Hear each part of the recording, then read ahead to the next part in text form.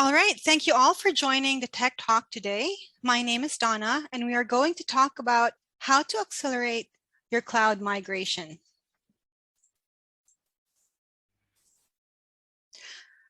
We will start off with a quick introduction to IDEXCEL and our services. Then we will talk about mass migration to accelerate your cloud journey. Finally, we will answer any questions you might have.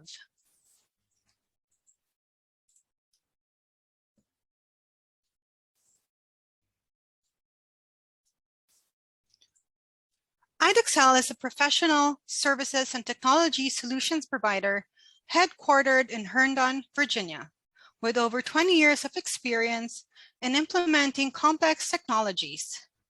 We are an AWS Advanced Consulting partner specializing in artificial intelligence, machine learning, and data and cloud services. We provide solutions to both commercial and public sector customers. We have over 130 AWS certified cloud practitioners in our team and hold various competencies within the AWS ecosystem.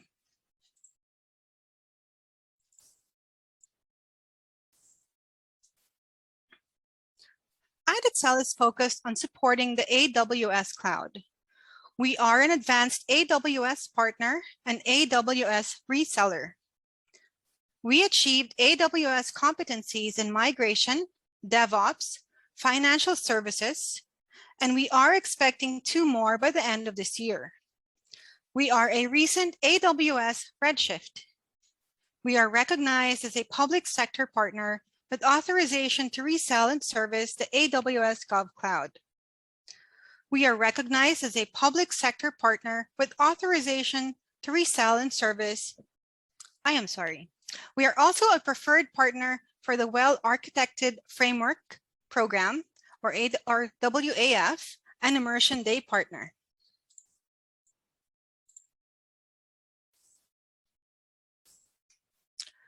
These are the 4 core areas we specialize in, with extensive expertise in migration, machine learning, cloud native, and data modernization services. Now let's get to know our speaker a bit. I am pleased to introduce you to Vijay. He holds 3 AWS certifications covering developer, associate architect, and DevOps professional. He brings in 4 years of migrating of application experience to AWS. But before we hand it over to Vijay, let's just go ahead and do the, we just have a poll question for you. Let me just launch that.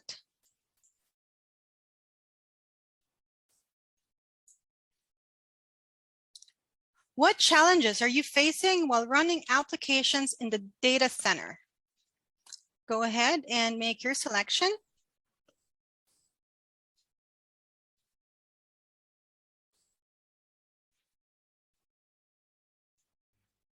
Just give it a few more seconds.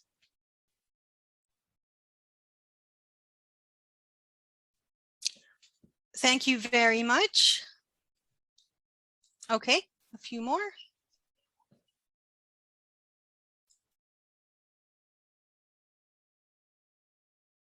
Okay, that's quite a number.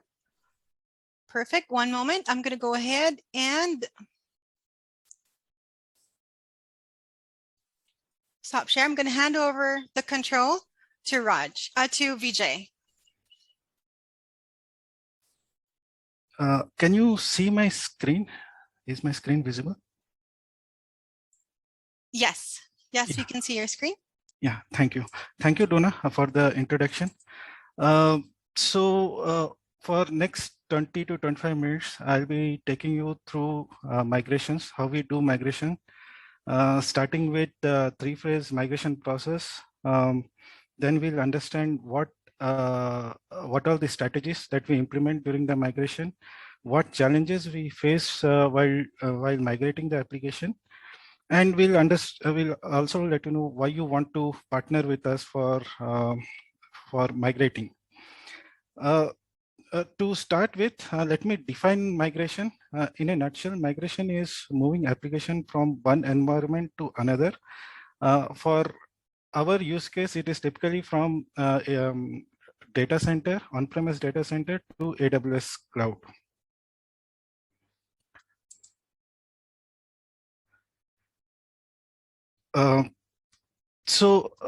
We are a partner to AWS migration partner. Because of this, you can get benefit of AWS MAP program. As you can see, migration consists of 3 phases: assess, mobilize, and migrate. And each phase has multiple stages. And we here you can see all the activities that we do for each phase. For example, TCO report, we carry out a TCO report for the application. Then we do a migration readiness assessment. Then we also give a lot of training and briefing and workshops to work on the cloud. In mobilize phase, we do the discovery and planning, then identify a migration path with migration plan. Then we also help in developing the skills to work on the cloud. We create the landing zone with all the security controls enabled. And also we have we create a new operating model in the cloud. In the migrate phase, as you can see, this is where the actual cutover happens. So we'll dig deep into each and every phase in coming slides. So it all starts with getting an answer to a question why you want to migrate. It is typically seen that you may want to reduce the cost of running the application, or you would like to leverage the scalability and flexibility that cloud provides. Then we try to understand what are your security and compliance goals. Based on that, we are going to create a landing zone with all the security controls enabled. Next, in application portfolio discovery, it typically starts with the deployment of discovery tools to identify all the assets for the organization. Then grouping these assets to logical application, and then prioritizing these application into waves to migrate the application. For the first wave, we typically take the easiest application to migrate, which doesn't have much dependencies to other applications as part of confidence building measure. Sorry. So next is operational and operational model. So here there will be a change of how things get done in AWS cloud vis-a-vis how it gets done in the data center.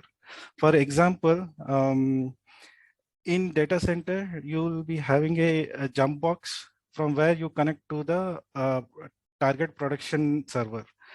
But going forward in AWS, we can integrate it with ITSM tool to give time-bound access to the production servers via Bastion host. This will increase the visibility of who accesses the system.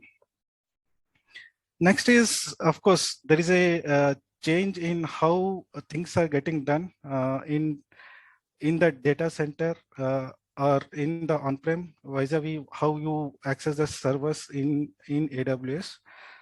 So people need to be reskilled to work on the cloud. So this is also something we take care in the assessment phase. So in assessment phase, we understand the application at a very high level.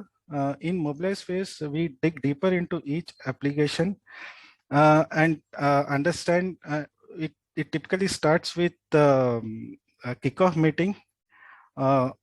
And what we do is we confirm all the assets that that we discovered in the assessment phase, if they are correct.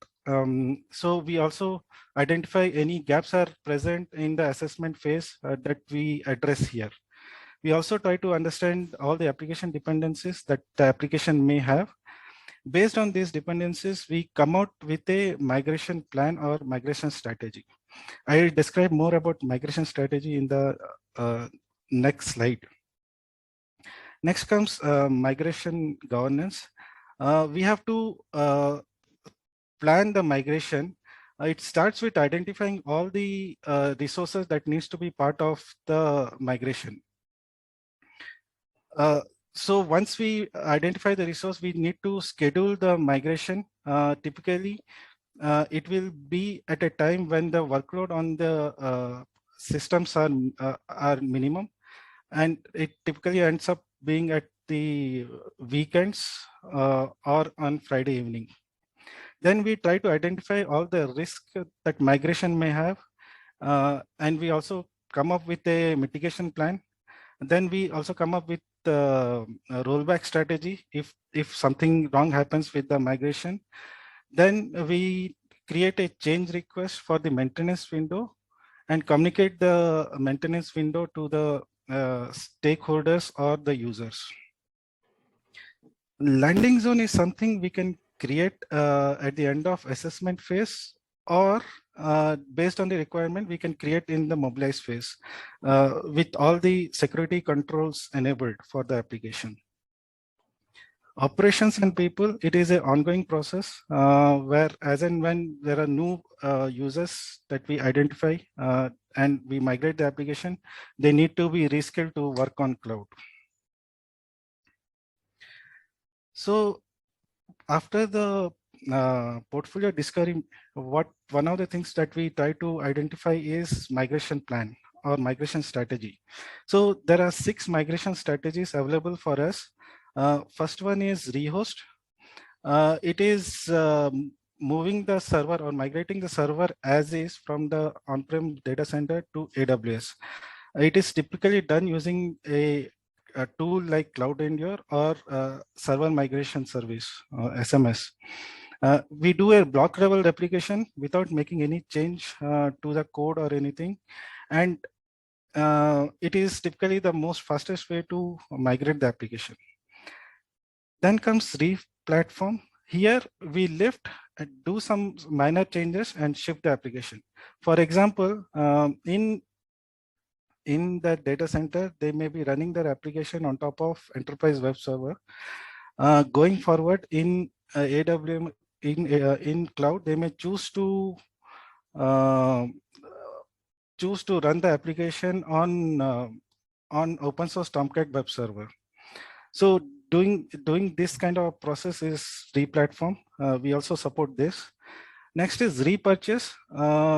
Typically, it comes from the clients where they say that they want to change their vendors from one vendor to another. For example, they may have enterprise firewall in the data center. Going forward, they may choose to go with AWS WAF. In these cases, they are going to repurchase the license. Next comes the refactor. It is re-architecting the entire application. So it can be like moving an application from monolithic architecture to microservices and thereby leveraging the cloud native features that are available in the cloud. It is very time consuming process. Typically, we advise to rehost the application, and from there on, we can start the refactor journey. Retire, we have found that around 10 to 20% of the applications are no longer used by the organization, and they have to move to they have to be retired. And there may be also zombie servers where nobody takes the responsibility for those servers. For such kind of servers, we typically stop the server and check if there are any issues reported. If there are no issues reported, then we are going to move it to decommissioning phase. Next is retain. If there is a complex application where we cannot migrate the application at this point of time, we may choose to retain that application in the data center, and we may revisit that application at later point of time.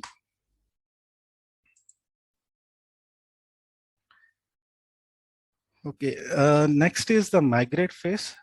It starts with documenting the design document based on the inputs from the portfolio discovery. So we may need to change some of the assets. For example, in the data center, they may be using NFS, and those NFS will be mounted to the instances.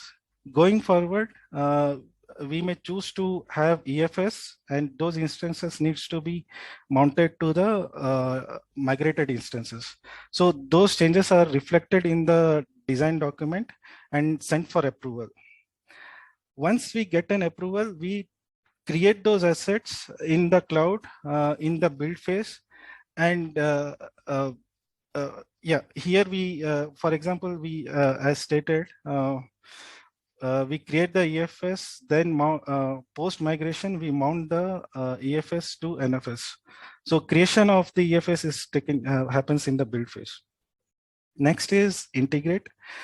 Here we open connection to all the third-party application. It can be from on-prem firewall, or it can be a security group, opening a port in the security group, or it can be whitelisting of any third-party IPs. So this is what we do in integrate. Next is validate. During the portfolio discovery, we also try to understand what are all the test cases we need to execute both before and after the cutover. So these test cases will have the connectivity related test cases, so that all the connectivity is taken care of. Once we identify those test cases, we execute those test cases before the cutover.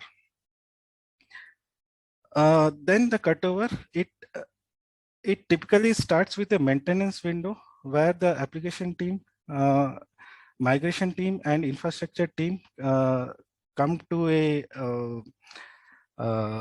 meeting, war room meeting. And from there, we are going to stop the on-premise instance, launch the AWS instance, take care of all the connectivity of, to the targeted instance, and give that application to the application team to test. So application team runs the same set of test cases that were executed prior to the cutover and check if all the test cases are passing. Once all the test cases pass, then we consider that that cutover is successful. And there is something called post-cutover activities, like enabling termination protection or enabling the backup policies for the migrated instances that are taken care in the post-cutover activities.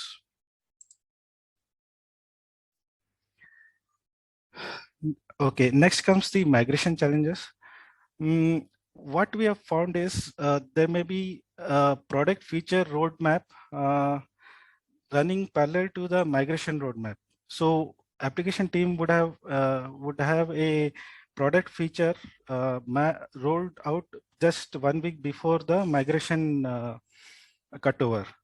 So what we noticed is if there is an bug in the product feature, then product feature rolls back.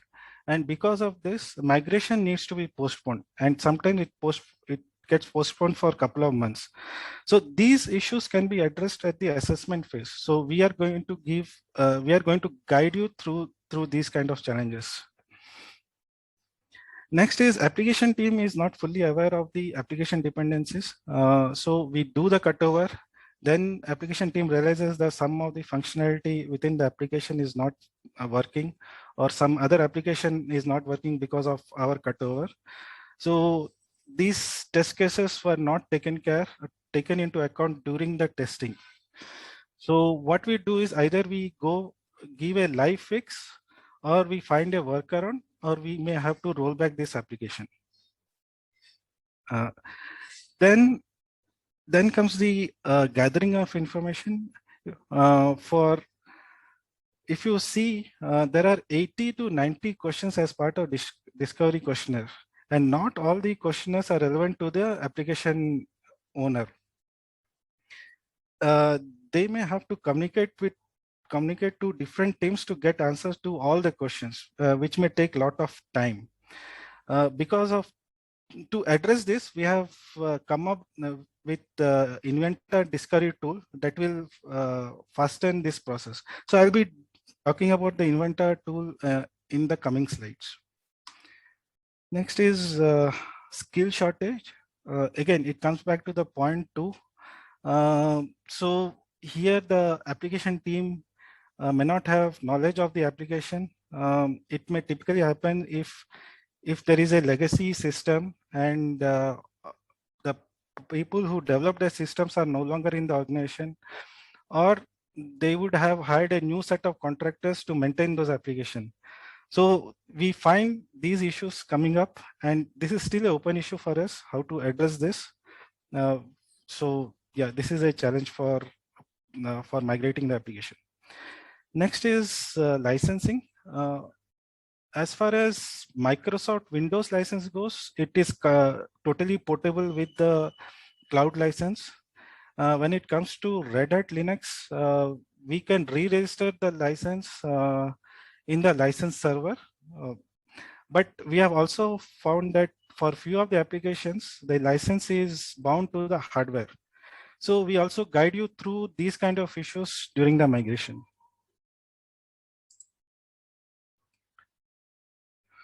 Okay. So why would you like to partner with IDXL? First thing is, we have done a lot of migrations. We know what are all the issues that may happen, and we can guide you navigate through those issues. So you don't need to reinvent the wheel. Second is 2x2 execution model that we have developed in-house. So this model is implemented at the mobilize phase and migrate phase, which will actually speed up your migration journey. Next is Inventor Discovery tool. As I told, right, gathering the information and getting answer to 80 to 90 discovery questionnaire is very difficult, and it takes a lot of time. It typically takes 20 to 25 days for us to gather the information for one application. So with this tool, what we did is we have properly vetted the questions so that only the relevant questions is asked to the respective user, and their lead time is reduced from weeks to couple of days. 1 or 2 days they respond back, and which fastens our discovery process. Again, based on the issues that we identified earlier, we have built a purpose-built discovery tool with this. Next thing is, this tool gives full visibility of the discovery status. This is a value add to the discovery questionnaire. And I'll be navigating through, show you all the dashboards that are available as part of discovery status. Next is configuration management tool. This is a tool we have built for migrating the applications. So what we noticed is for many of these migrations, they may want to uninstall few softwares that are running on the data center, and they may want to install new set of softwares going to cloud. For example, they may have enterprise antivirus running in the data center. Going forward, post migration, they may choose to go with the Trend Micro antivirus.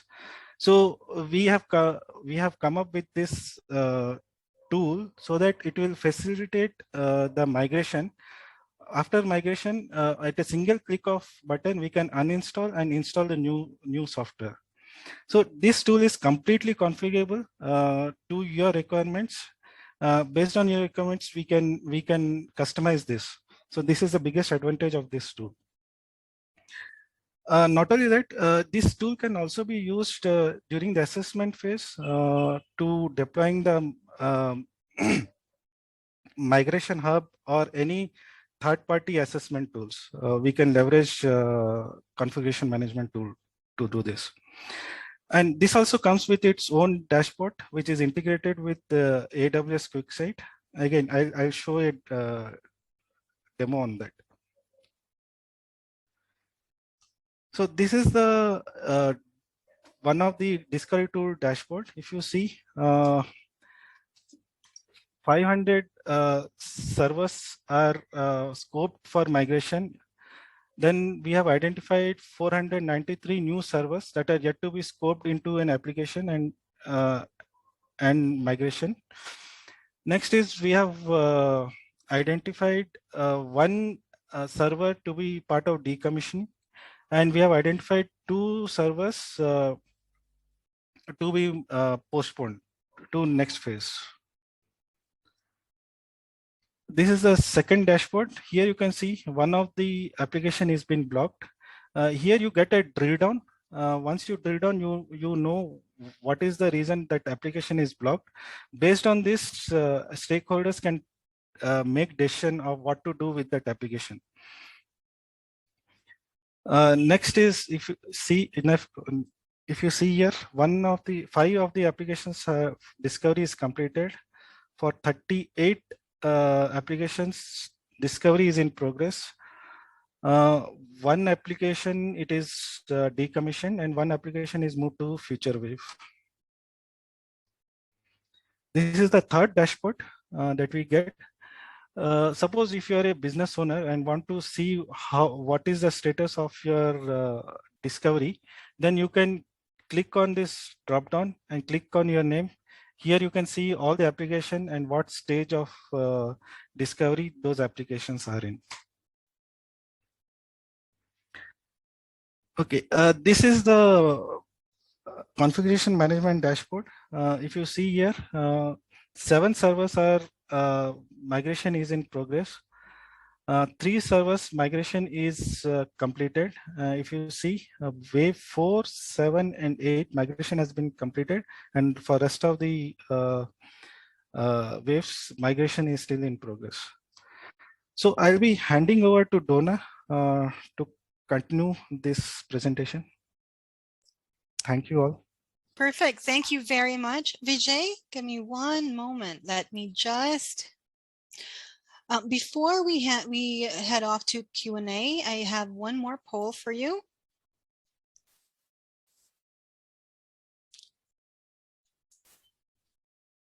If you could respond, are you planning to migrate your workload to AWS?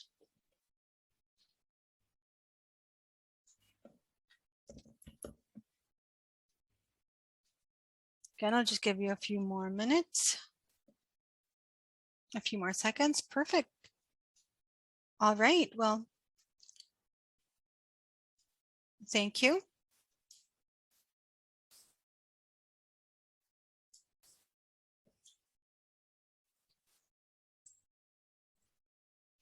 Give me one moment. So if you have any questions, please go ahead and type them into the Q&A pod. Again, if you have any questions, go ahead and type them into the Q&A pod.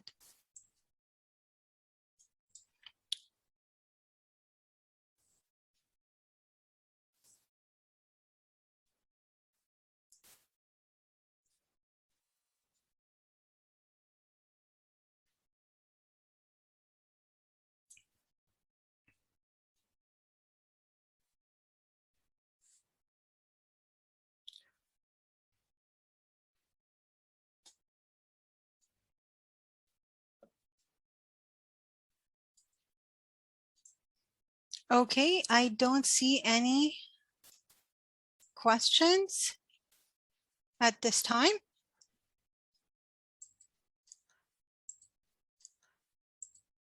Everyone, I would like to thank you for joining us. Have a great day.